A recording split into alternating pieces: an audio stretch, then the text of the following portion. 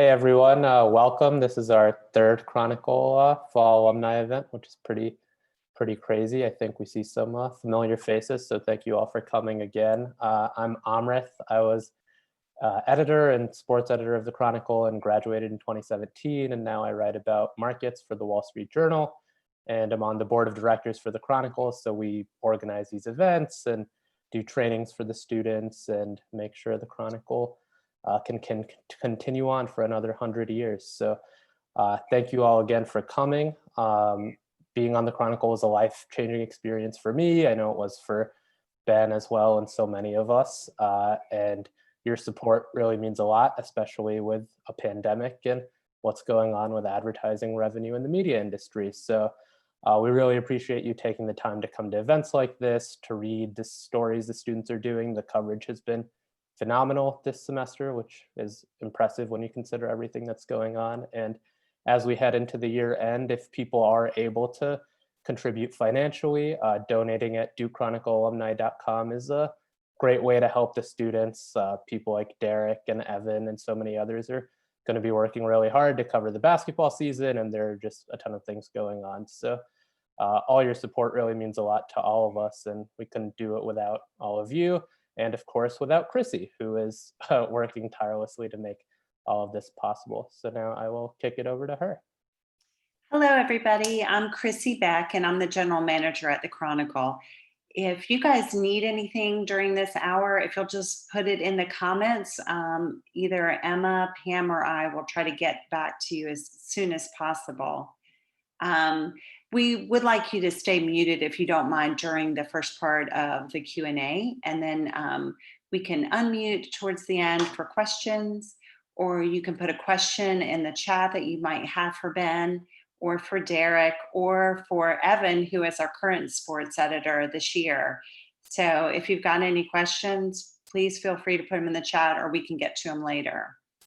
And one last thing, we'd like to give away 5 of Ben's books at the end of this. So if you don't have Ben's book, or you would like to have a copy of Ben's book, all you need to do is put your name in the comment. Your first name and last initial will be sufficient because you registered for this event. We can find you, and I'll just ship them directly to your house. So it'll be a little treat. So again, if you'd like a copy of his book, just drop it in the chat, and Emma and I will collect those names and draw 5 winners at random. Okay, back to you, Amrith, to introduce the speakers, and we're good to go. Awesome. Yeah, thanks, Chrissy.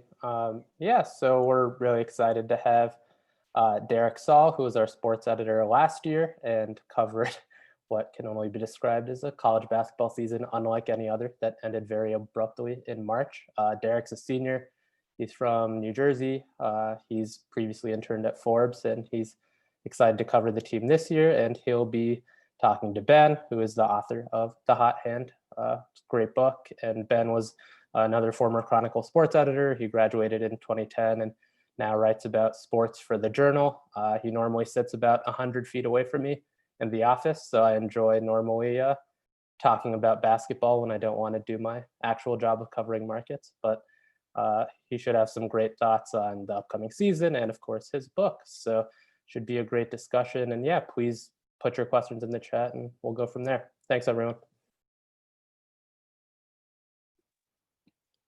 Yeah, thank you for the introduction, Amrith and Chrissy, and thank you very much for joining us, Ben. So your book, which I read, I guess, in February. Very early, yeah. Yes. And it came out, it was about March 10th, right? Yeah, a date that will live in infamy. Yes. So I do have, shameless plug, have it here. Really enjoyed the book. And I guess, my favorite part of the book was really the seamless integration of really, diverse and wide-ranging vignettes, including everything from Shakespeare to, I think my favorite one was with like Norwegian margarine hairs, Minnesota high school basketball. How'd you find all these different stories and then, form a cohesive narrative? Well, it's a great question. First, I should say that I'm very thrilled to be here with all of you tonight, and I think anyone who knows me knows that the Chronicle played a very formative role in my life. And being the sports editor that year was one of, like, just one of the most whirlwind, magical years that I can remember. So, Derek, I know you know the experience well, and I know that Evan has it this year, and it's a little bit different, but it's something that you will remember forever. I guess I should say that part of the challenge of writing this book, there were a lot of challenges. One was actually finding the time to write it, and putting together like a 300-page book. Another one was like reporting it and figuring out like how I was going to do that. But really, I think, and also understanding the science and the math and the psychology and economics and statistics for someone who never took a psychology, economics, or statistics class at Duke. And I think Hank Tucker is here. Hank is another former Chronicle person who was my research assistant for the book, and I think has read more studies about the hot hand than just about anybody on the planet. So, so there are real Chronicle connections with this book throughout. But really, like, the struggle was figuring out what the hell to write about, like how to take this idea that has been studied and interrogated and debated by some of the smartest people on earth for the last 35 years and apply it very widely, because that was really why all of these really bright minds have studied the phenomenon of the hot hand, because this was not simply about basketball, right? It was really about human behavior and how we make decisions. And I wanted to take that thought and just sort of fan out to the world and try to tell a bunch of cool stories that way. And so it was a lot of calling people, like asking random people I know, like for how the hot hand influences their life.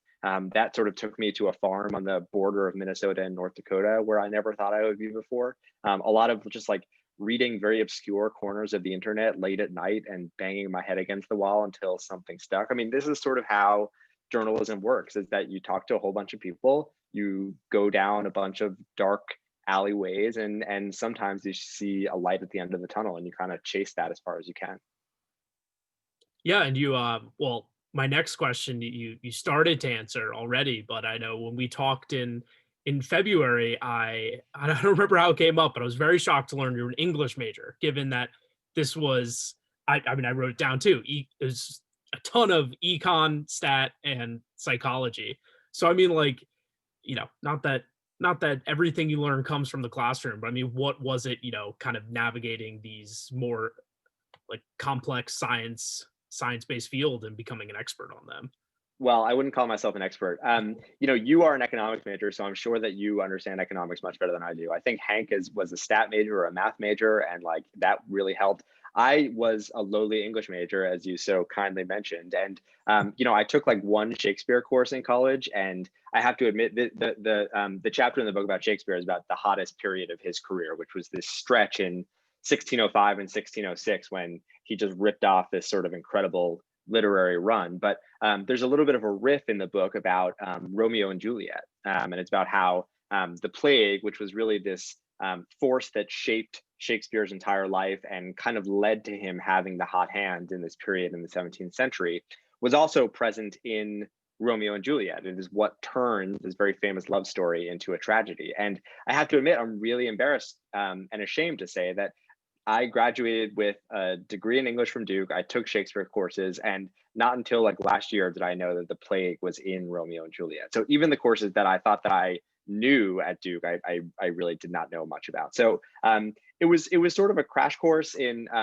learning a whole bunch of different things, which again is kind of what journalism is. Like every story that you do, you're just trying to become an expert for like a very short amount of time. Sometimes, for topics, you're trying to become an expert for longer. But when I write a profile of someone, I want to know everything about that person, and then it's all sort of vanishes from my brain very quickly after the story comes out. So this was kind of that process on steroids. But it was also I kind of had to understand the subjects, I thought, well enough to explain them very simply, which is which is harder than it sounds, I think. I mean, a lot of times the struggle of distilling ideas down to their essence is knowing them so well that you can kind of just explain them to somebody who doesn't know what you're talking about, which for me was a real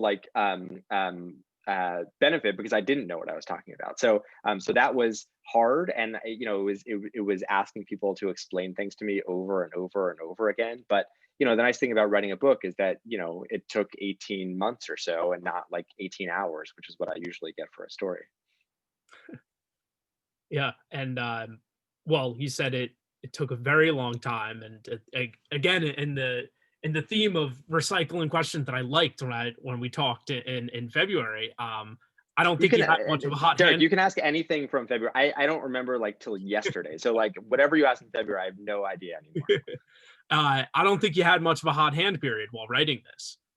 Yes, well, I think I said I wish that I were a little bit hotter while writing it, because there are these times. I guess I should say what the hot hand is, which is that it's those times in your life when you feel like you really can't miss, right? When you are on fire and you're on a roll. And as a writer, as a reporter, as a journalist, those hot hand periods are when everybody is calling you back and the words are kind of flying off the page and everything just sort of feels easy. And I wish this book were that way. It would have been a lot easier to write. There were certainly times when words flowed out of me, and I had a good idea of what I wanted to say, and it was early in the morning, and all of those words just sort of appeared on the page. But there were a lot of times when it was work, right? And we like to.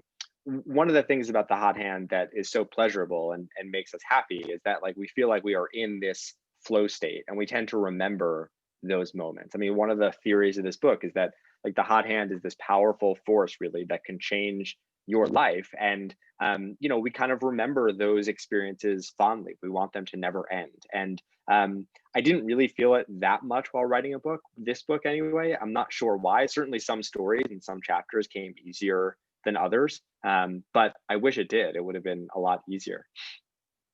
Yeah, actually, not much of a question here, but I'm remembering now. NBA Jam is very important when thinking about the hot hand. And for those who aren't familiar with it, it's an arcade game and then later video game. I remember actually playing it on my phone, which I guess makes me seem young. I remember the arcade. I've been accused of being young, but I remember the arcade game. I guess I should sort of explain this. NBA Jam was this game that was created by this guy named Mark Turmell. And when Mark Turmell was young, he loved three things. He had three childhood loves. He loved basketball and he loved video games. And what he really loved was fire. He was a bit of a childhood pyromaniac. And he would grow up to be one of like the great video game developers of his generation. But the greatest hit of his career, like the biggest smash he ever had, actually combined those three childhood loves. And the name of this game was NBA Jam. And when I was growing up, NBA Jam was ubiquitous. Everybody played it, everybody knew about it. But what I didn't know until writing this book was just how ubiquitous it really was. NBA Jam was one of the most successful video games ever made. In its first year of existence, it made $1 billion in quarters. That's a billion with a B. Like everyone who played it loved it. And the reason it's in this book is because something happens in NBA Jam when you make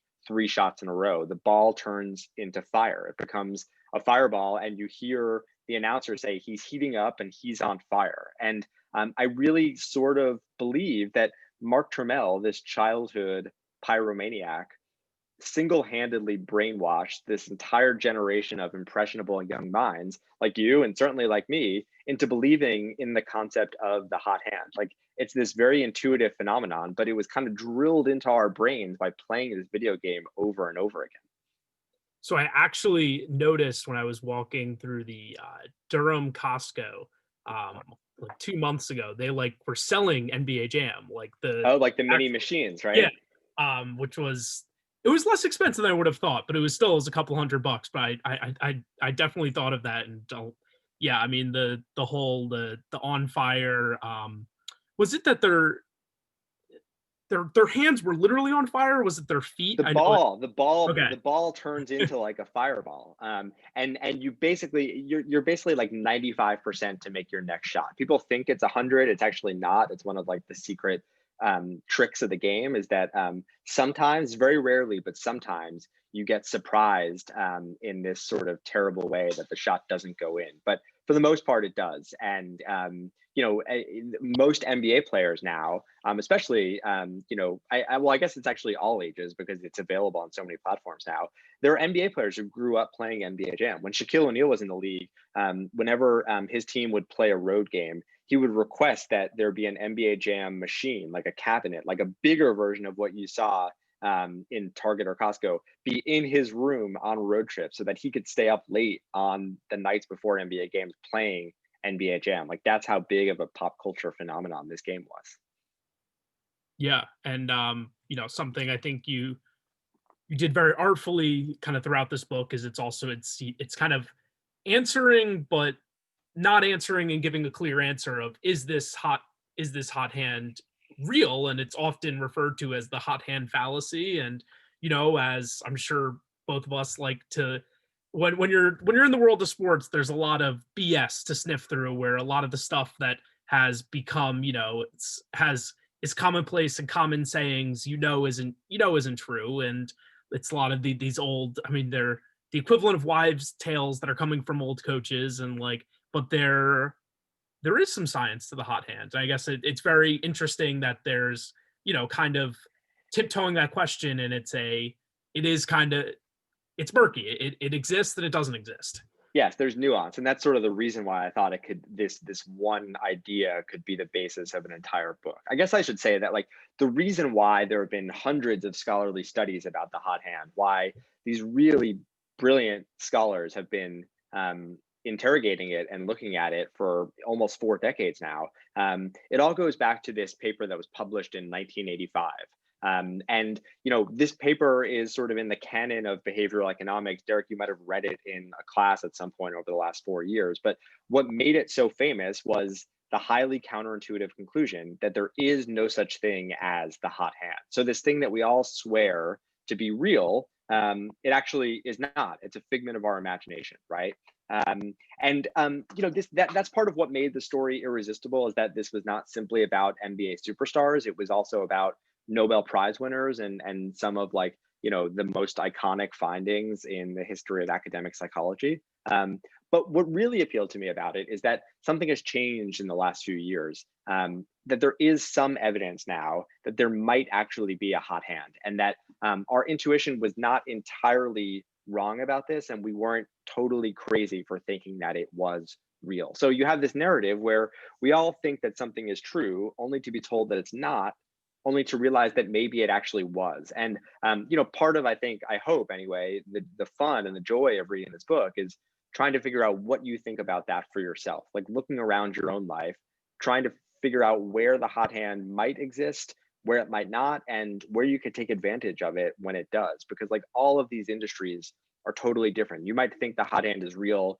while playing or watching basketball, but while investing or giving your money to some sort of fund manager, you might think, well, there's no way that I'm giving my money to someone who claims to beat the market all these years, right? So you can sort of hold opposite ideas in your mind and toy around with it, and maybe come to different conclusions on different days based on where you are in life. Yeah, and I think that's also very interesting. When coming into this book, I guess really all I had thought about the hot hand was really in a basketball type context. And you started this book, I really liked it, of talking about your days in the Newark Academy JV basketball team. For those, I guess this is kind of fulfilling a nice Duke stereotype, but Ben and I grew up in towns next to each other. In New Jersey, from suburban New Jersey. Stereotype, yeah. And that is kind of everyone's, I think, first exposure to it. And I think it was very interesting to see how it is pervasive throughout so many different topics. And also, I definitely didn't know how hot of a topic was in academia, and seeing all these PhDs argue over this concept that I associate with how I did in my 8th grade basketball game or at the arcade. Really, really fascinating. Yeah, totally. I mean, one of the guys who wrote the first original seminal paper in 1985 was this guy named Amos Tversky, who, if you know any psychologist, you probably know Danny Kahneman and Amos Tversky. Danny Kahneman won the Nobel Prize in economics about a decade ago or so now. and Amos Tversky would have won the prize, except it's not awarded, posthumously, and he had died a few years earlier. But anyone who had ever met Amos Tversky said that he was the smartest person they ever met, and it wasn't even close, right? And the fact that someone like of that intellectual caliber, like who could have spent his time studying anything, decided to pour all of these resources and his precious time and energy into thinking about the hot hand is like a very cool thing. Now, it helps that Amos Tversky happened to be like a total basketball nut. He loved the NBA. It's like what he did when he wasn't studying. He loved watching the NBA. He loved playing basketball terribly in his own driveway. However, like it does go to show that this is not simply a basketball phenomenon. Like the reason why people like Danny Kahneman and Amos Tversky think about the hot hand is because it applies very broadly beyond basketball. It's really about human behavior, and there is like nothing that psychologists love thinking about more than like why humans act and behave the way that we do. Yeah, and to transition a little bit of, we touched upon this earlier, but the hot hand came out in mid-March, which I think most people associate more with kind of recognizing that COVID-19 was going to take over our lives compared to the hot hand coming out. No offense, I think that's I think you're actually wrong about that, but I'll let you continue. But these last 8 months have been a very, very different time than anything we're used to. And I guess is there anything that's happened like in the last 8 months that you like look at now and are like, oh, I wish I could have written about this in the book, like I wish this could have been another chapter? Well, I kind of did, right? I mean, the second chapter of the book is about a plague year, right? Which I have to say I wrote, I think in 2017. So it was, I guess, a bit prophetic, but not in a way that like I ever wanted to experience. I think generally the lesson that sort of applies to the last strange 8 months that we've lived through is that like you never quite know when the hot hand is going to strike. And so that example of Shakespeare it kind of takes a bunch of different stories. One about this brilliant composer from the early 20th century, one about the movie director Rob Reiner and the hottest stretch of his career that culminated in the making of like the movie The Princess Bride, and the other about Shakespeare in 1605 and 1606. And it sort of puts forth this theory that the hot hand is not this random occurrence. It is a collision of talent and circumstance and a little bit of luck. And you never quite know when that circumstance is going to arrive. Sometimes it even happens in a plague year in the case of Shakespeare. And so I think clearly there is going to be some sort of art or literature or any field that we can kind of equate with the hot hand that the last 8 months is going to accelerate, right? Early in the pandemic, for example, I thought of like Tiger King, right? Like that Netflix documentary that everybody was stuck at home suddenly found themselves watching. Would that have happened anyway? Probably not. Maybe people would have watched, but it wouldn't have been the only thing that people watched and wanted to talk about in March and April. So clearly there are like unexpected winners when the world turns as suddenly as it did. And it might take years to shake out. Like it might take 400 years for some other reporter to think about and reframe the way that people are looking at Shakespeare now, for example. But I do think like clearly people are going to take advantage of this time in ways that we didn't expect, didn't anticipate, and probably never could have imagined at this time last year. Yeah, and while talking about COVID-19, you had a story that I really loved earlier this year in the journal. We talked to Dr. Fauci, and specifically about his past as a high school point guard. Like I'd love for you to tell us a little bit more about that reporting on that story and your impressions of him as a basketball player. Oh, okay. Well, so those are two very different things, right? So that story started. One of the things that people don't remember about that week in March, one of them is that the hot hand came out on March 10th, but the other is that on March 11th. The day that the NBA shut down, that day really started with this kind of fascinating congressional hearing that has sort of been lost to history already. But Tony Fauci got up in front of Congress, and not long earlier, the Ivy League had canceled its men's and women's basketball tournaments, whereas the NBA was hosting games in fully packed arenas, like, or was supposed to that very night, right? And a congressman asked Dr. Fauci, which one of these approaches is right? Is the Ivy League overreacting, or is the NBA underreacting? And what we found out since then, my colleagues and I at the Journal, was that that congressman was expecting Tony Fauci to say that the Ivy League was overreacting and what the NBA was doing was just fine. And instead, what he said was that the NBA was wrong and that they had to prepare for the possibility of games in empty arenas, and that large indoor crowds were increasingly a terrible idea. And this kind of raised alarm bells everywhere. But when we were sort of reconstructing that moment a few days later, I realized that Tony Fauci, many years earlier, had been the captain of his high school basketball team. And it kind of struck me that, like, someone, you mentioned that in this book, I write about high school basketball. And I think it's like a very neat way of exposing character, because, things happen in high school sports that people tend to remember forever. And it kind of struck me that this guy who grew up in Brooklyn, obsessed with sports, like dreaming about playing Major League Baseball or professional basketball, was this like tiny, as we all know, like miniature doctor who 50 years later, which essentially helped shut down the NBA that night. And so it sort of gave me the idea very slowly to reach out to all of his high school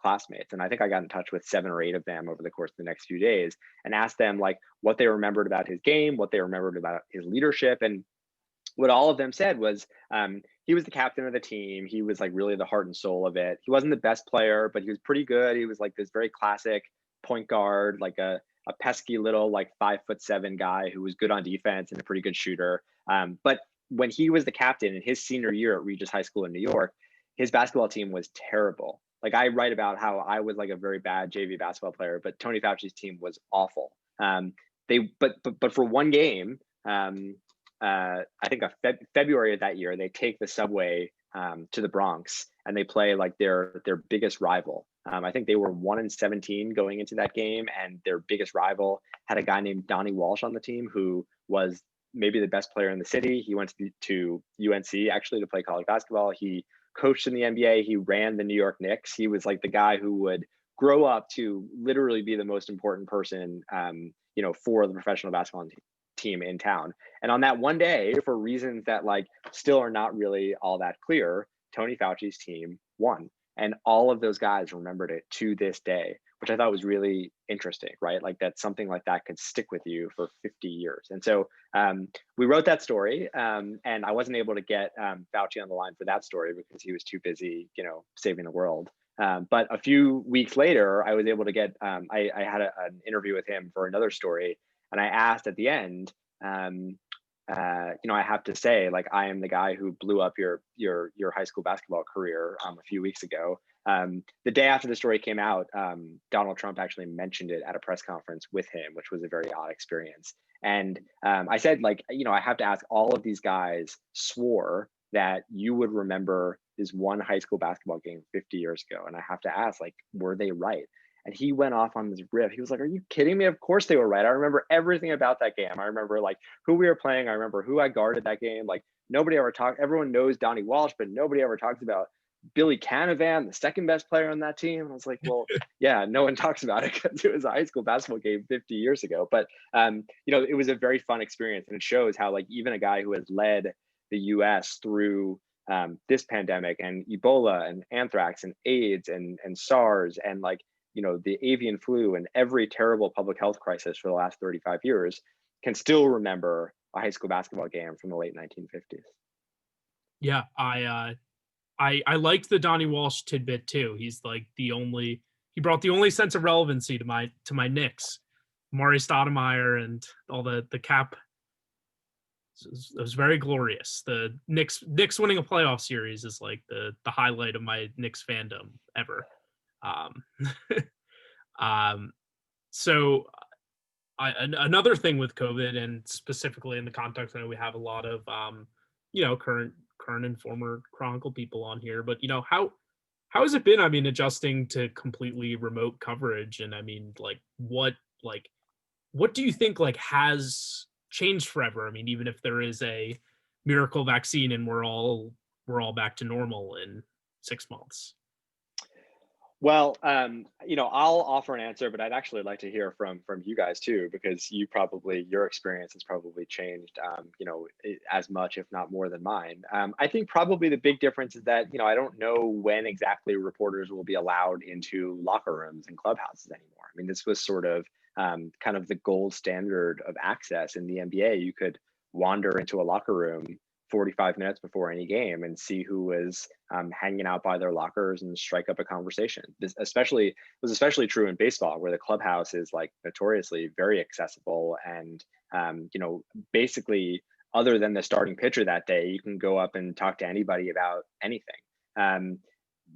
Right before sports shut down, professional teams shut down their clubhouses before and after games for obvious reasons. But what tends to happen is that once clubhouses close, they don't really open up again. And I think I hope they do open, because so many of the best stories that I've written have come from just talking to athletes off to the side, or chasing them down in like an abandoned hallway off of the locker room after a game to like ask them one question that I don't want to ask in front of 50 other prying reporters, like when I'm working on a story. And if that goes away, I think the coverage will really suffer. But for now, mostly what we've done is just write games off of television, work the phones a whole lot more, like look for different angles, which I think working for the Wall Street Journal is sort of what I did anyway. I was not at every game of every team. We were always looking for interesting and funny and peculiar and unexpected and contrarian ways into stories to begin with.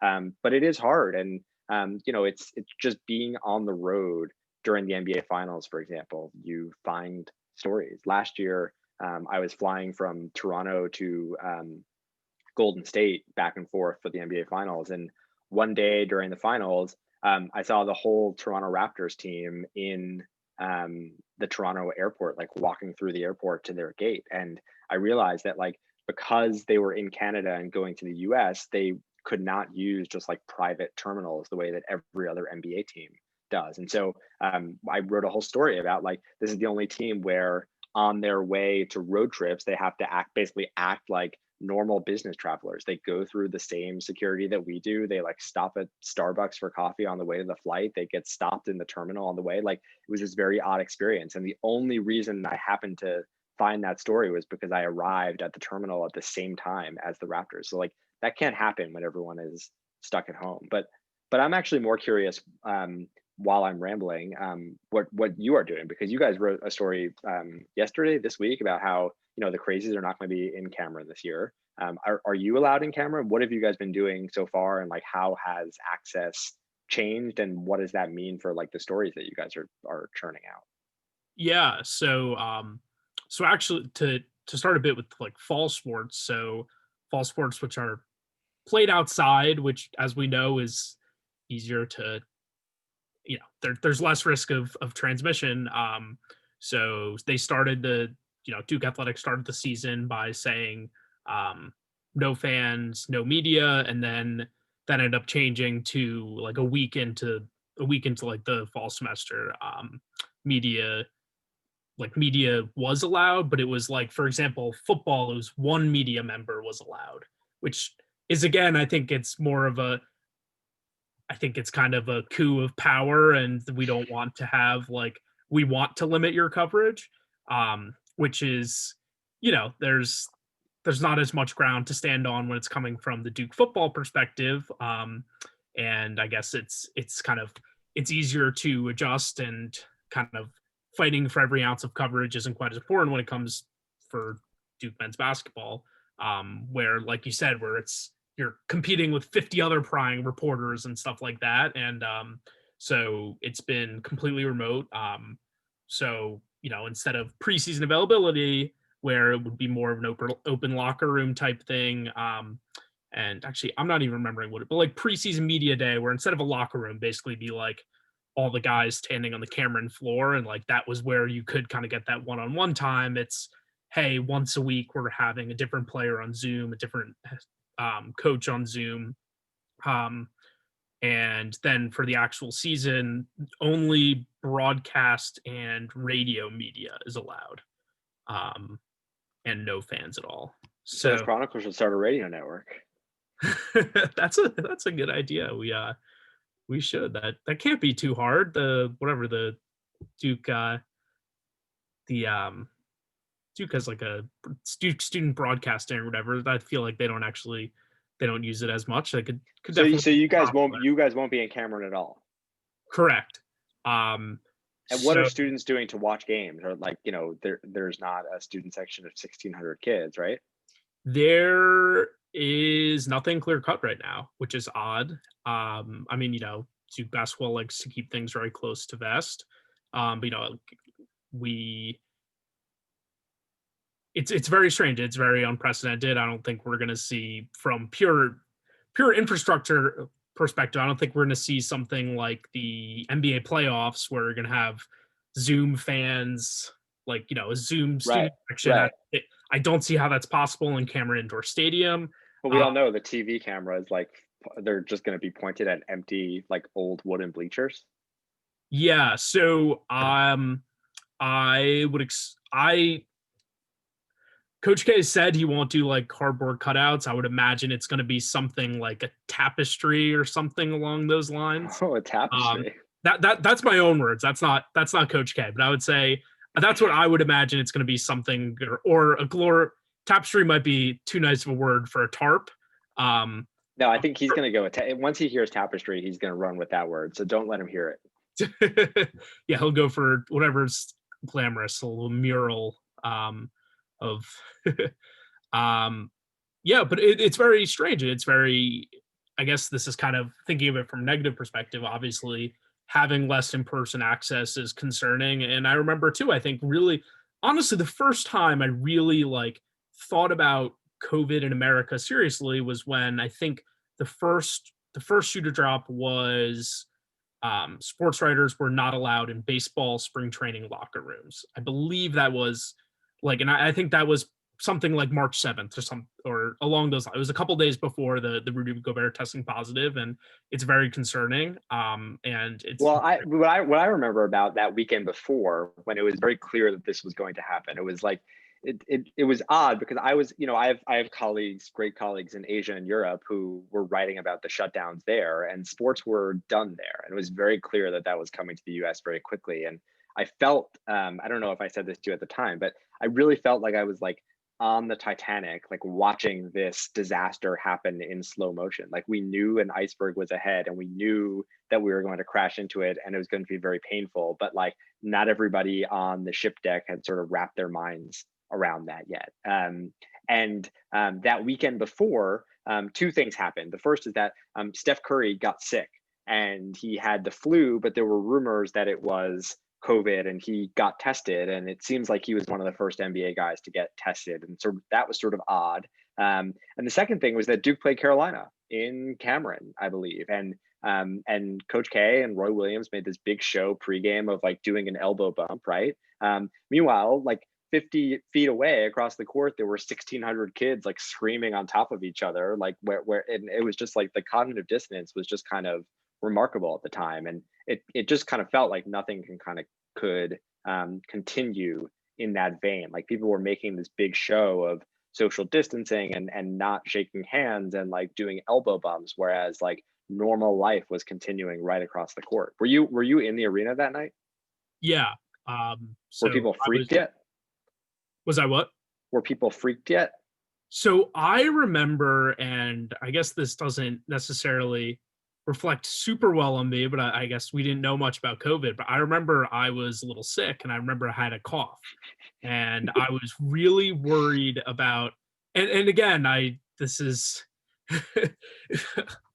did not understand the science, but I was really worried about people hearing me cough at the game. And I was like that was my focus, because this was the Duke Carolina game, it's why you're the sports editor.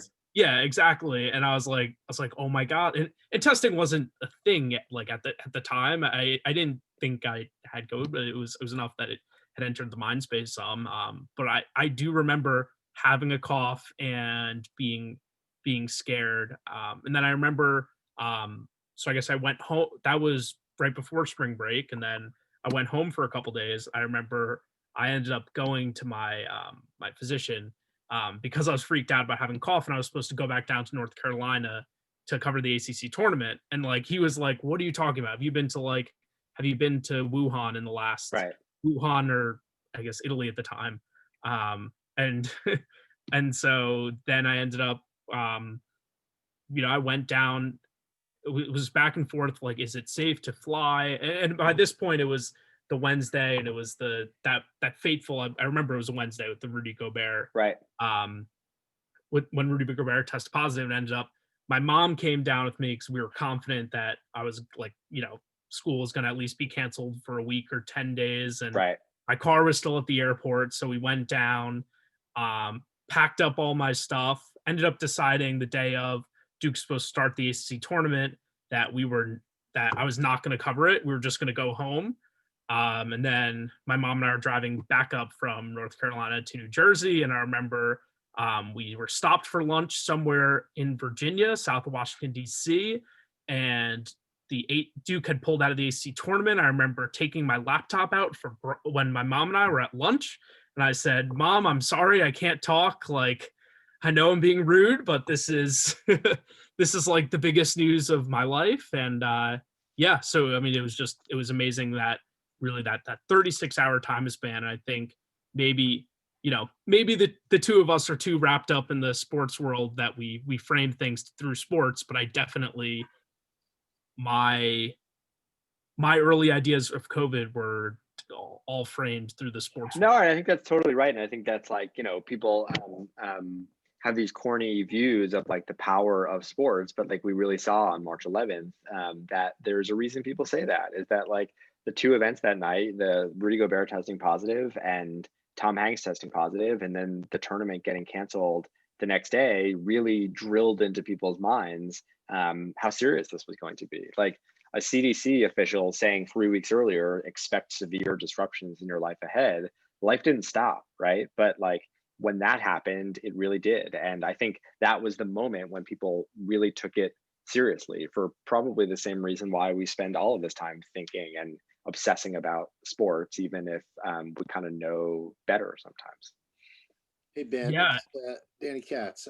I was there that night at Cameron on March 7th, and they had I think I sent you pictures of they had a 16-year-old kid who had brain cancer, and he'd won a Make-A-Wish thing and was out on the court, and the whole team was surrounded with him, and it was like the greatest moment I'd seen at Cameron, because that kid, Right.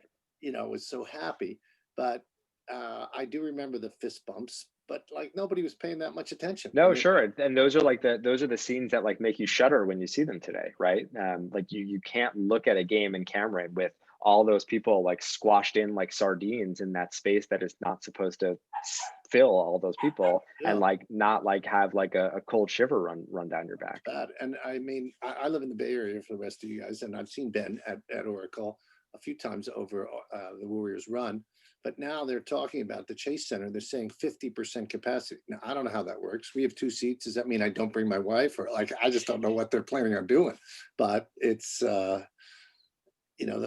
think I'm struck and by how important sports are, that they could run sports in college football and do everything. It's not that important, but it actually is pretty damn important. I think that's totally true. It's great to see you, Danny. We've learned. And you probably remember the Steph Curry test that weekend too, which was like a very big deal among Warriors faithful. Derek, can I ask, was there any consideration at Duke that you heard of putting students in the upper level and spacing them out? No, I've talked to some of their people, because I wanted to be back there. I'm a photographer, and I've gone there to shoot games, but they're like, no protocol, nobody's going to be allowed, and they. I think they're going to play it pretty tight, but it's different from a football game where they have 17,000 people outside and they split them up. Right. Cameron is tight to begin with, so and ventilation's awful. I'd say it's the last place they want to have somebody in there. So that's true. But thanks for doing this, Ben. Oh, thanks for coming, Derek. What are you hearing? What are students going to do during games? So there's definitely going to be some form of like Zoom watch parties, but there is nothing that is finalized, which is strange because the season, I guess, I believe it's a week from tomorrow. The season. Well, I guess you're not going to be on campus for most of it anyway, yeah. So right? so that's also a strange. So before they had said that there would be no fans, and I guess I kind of expected there to be no fans regardless. The reality is my semester, whenever I have to finish a final essay after we're done talking. That's due at 11:59, and then my semester's over, and I won't have school. I won't have school again until I think it's January 18th. So there's all of a sudden there's this 2-month winter break they already have, which is the majority of the regular season. So they would have already had no students on campus. Right. So it was expected that even if magically they would have allowed students spaced out, it would have been only students that live in North Carolina. So it wasn't exactly unexpected, but there's not. I mean, from what I've seen also from different professional sports leagues, college football, I haven't really seen a great way to rally team spirit virtually. I mean, the NBA playoffs, I think they did the best job. Yeah, but it was nothing. Yeah, in terms of it being like crowds, but I don't think like I can think of at the NFL draft, they had like the watch parties behind Roger Goodell and stuff like that. Like, so no, but you can't replace like exactly 1,500 screaming maniacs on top of each other who have been sleeping outside for a few months. Like that's not an experience. Like you can't play NBA games on Slack and you can't like recreate that experience on Zoom. And it's just like it'll be interesting to see what happens next year, right? Like when life does go back to normal, like are there going to be more restrictions in place in Cameron? I remember like when I was in school, there was like I think there was a meningitis scare in Kville one year, and we were like, is this going to be the end of Kville? Because it seems like it's like not the greatest public health idea, and like once this does start to happen, maybe the school will reconsider. But it is such a huge part of everything that like the basketball team stands for, and the branding, that it's unclear if they can really do anything. There are a couple of questions in here, I think. I was just going to say it's a great time to get to those while we have a few minutes here before 8. So please send in any more via the chat and we'll get them asked. So yeah, I can go ahead and start going through the first one's from Gordon, one of our veteran board members, who said that one of her favorite articles is your interview with Shane Battier after Kobe Bryant died. And right. She wants you to talk about that article, how you came up with the idea, and what it was like going through that with him. Yeah, well, the day and the days after that Kobe died in January were sort of like this crazy whirlwind experience that I feel like anyone who has been in a newsroom can kind of remember. But one of the people that I thought about in that odd moment was Shane Battier, because he famously had this weird, like symbiotic, psychological relationship with Kobe Bryant for his entire career. I think Battier had maybe tweeted something about how he was like the greatest competitor that he had ever met, and like really like the person who he measured his entire career against. And I just thought that was so interesting. Like, how does this guy feel when your great rival, when something terrible happens like that? And I had his email and I just sent him a note saying like, we had talked for some other stories, but I said, you might not be ready to talk about this yet, but like when you are, I hope you realize that like it could make for like a really fascinating story, and that like it would be very cool to chat about it and to find a way to write that story. And I think he wasn't ready right away, but a week or two later, he had sort of processed the events, and we talked for like an hour, and he just told me these incredible stories because, Kobe had written about Battier a little bit in his book. So I had a little bit of his perspective of the relationship. And then Battier just spilled, and, anyone who has obviously ever met Shane Battier knows how intellectual and thoughtful and eloquent and funny and charming he is. And, one of the really, they had this cat and mouse relationship where Battier would pretend that like he had no business being anywhere near Kobe Bryant on the basketball court. He wanted to be modest and self-effacing, because if he like tried to take out Kobe, Kobe would act like a maniac and try to score 50 points on him that night.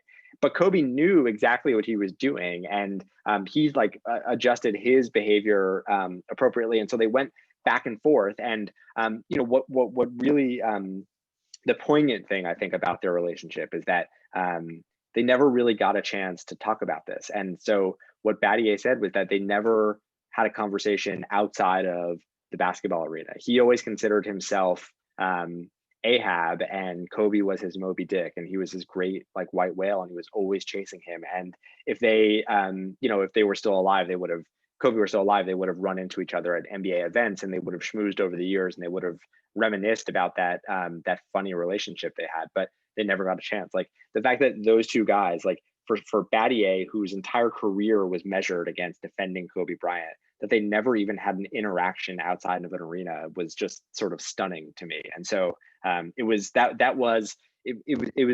kind of unexpected that it was the one person I really wanted to hear from after Kobe died. And you know, I think that I loved writing that story because, you know, what he said was like exactly, I thought, like the most interesting thing that almost anybody else had to say about him.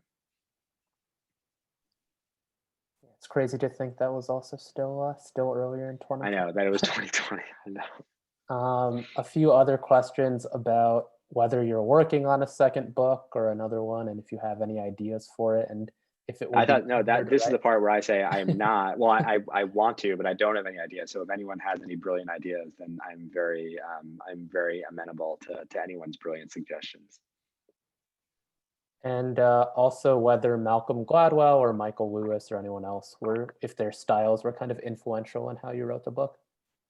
Yes, I think that's you know, kind of obvious, hopefully anyway, that if you read the book. And you know, I think Gladwell has sort of taken this this idea of like the big idea book and apply like one phenomenon and sort of like treat it like this kind of like intellectual mystery, almost like an adventure story. Like you don't really know where it's going to go, but you kind of want to hang on for the ride. And then you know, I just think Michael Lewis is the most brilliant writer. And so like any time that I got stuck on this book, I would just sort of open a page of one of his books and try to copy his voice as best as I can. So I'm glad that my very overt mimicry came along, and hopefully it was an homage and not just a complete ripoff. Nice. And then there's a question about kind of all the sports you looked at, like if you examined only men's sports, or what were there like women's sports or other things that you found interesting? Yeah, well, I don't know if Hank is still around, but you know, he read all of the papers with me, and so I think what we found is that like any game that can reasonably be considered a sport has been picked apart for evidence of the hot hand over the years. So yes, basketball and baseball and football, but also golf and horseshoes and darts and bowling. And for a very brief time, I flirted with writing a chapter in this book about beer pong, which, you know, probably most of the people on this Zoom are familiar with as well. And so, you know, I don't think I ever came across any specific research about the difference between men and women and how they think about the hot hand, although it would be a really fascinating subject. And you know, I sometimes when I talk about this book, I'm like begging that there are like economists and psychologists secretly listening, and they'll like take my tips for what they should research next. Because the two things I really want to know about the hot hand is what happens in our brains when we recognize patterns and when we think that there is a hot hand. Like you can almost, if you can like strap yourself to like an fMRI machine and see the neurons of your brain firing in different moments, it would be really cool. And you know, this is another really rich opportunity for research to see how men and women think about momentum and streaks and the hot hand differently, because they probably do, and it would probably tell us something very interesting about why we behave the way that we do. Yeah, absolutely. And then I'll kick it over to Mitchell Gladstone, who was our sports managing editor recently. He wanted to ask a question. Yeah. Sure. So my question was, I mean, obviously you come to your conclusion on the answer to your primary question at the end of the book. When did you come to an answer either in your process, and then how did you figure out how you were going to get to that answer in the writing of it?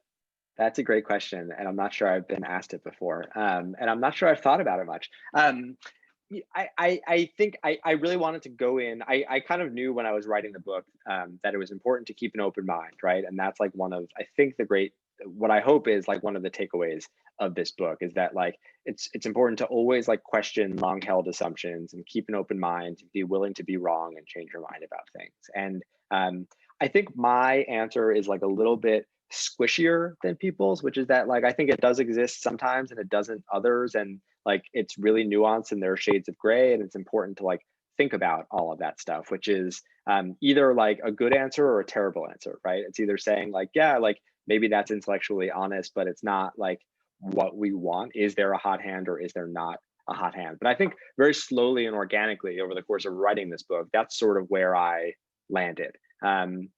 But at least intellectually, right? Like if I'm watching a basketball game, I am like still like begging to pass the ball to like Steph Curry if he's made 2 or 3 shots in a row. In part because it's like always a pretty good idea to pass the ball to Steph Curry, but also because like I do intuitively feel that the hot hand is real. And like even in my own line of work, I try to remember when I feel like I am rolling, those very rare occasions that like to bottle that feeling because it doesn't last.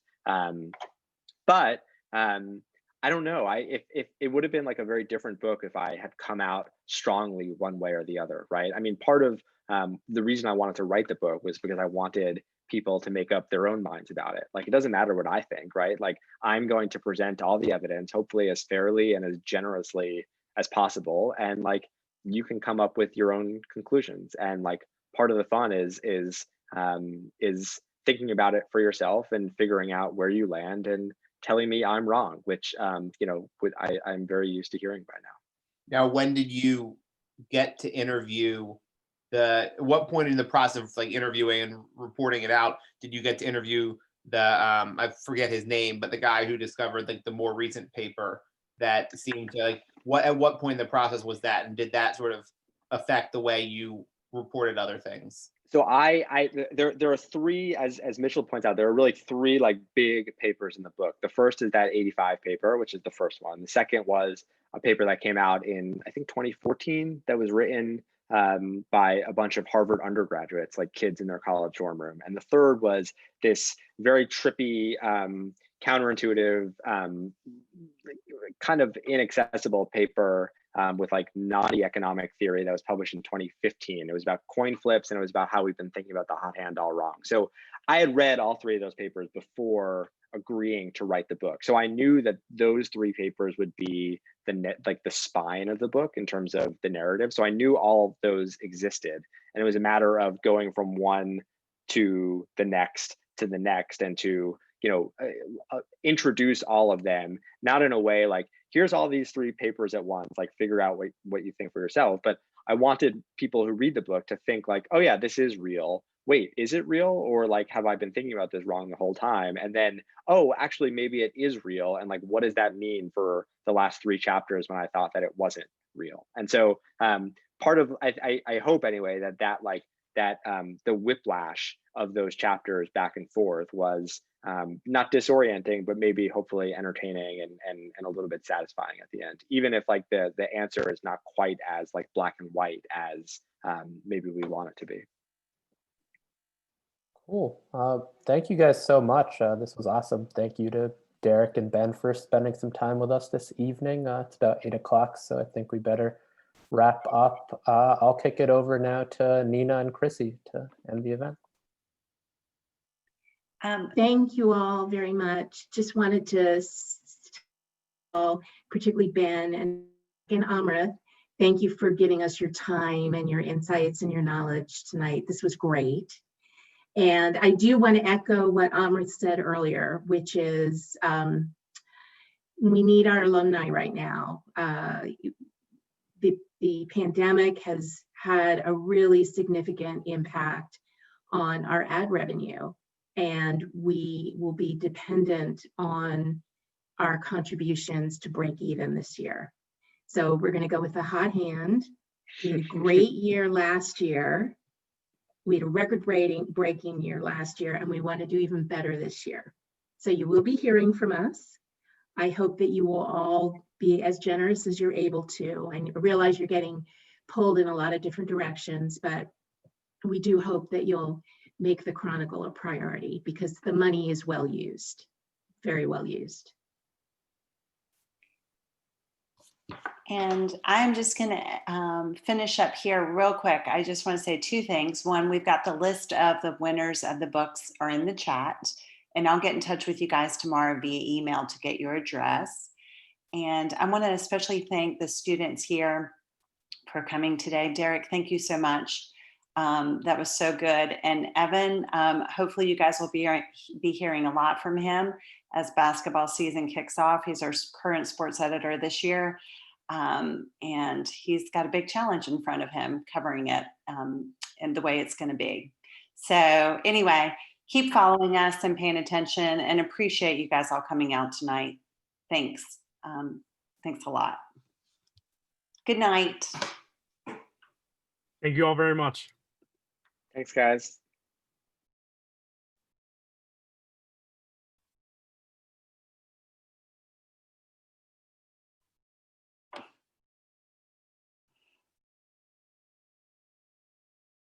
Good night, Amrith. Thank you. I appreciate it. Yeah, of course. Good night. Thought it went well. Talk to you soon. Okay. Bye. Bye.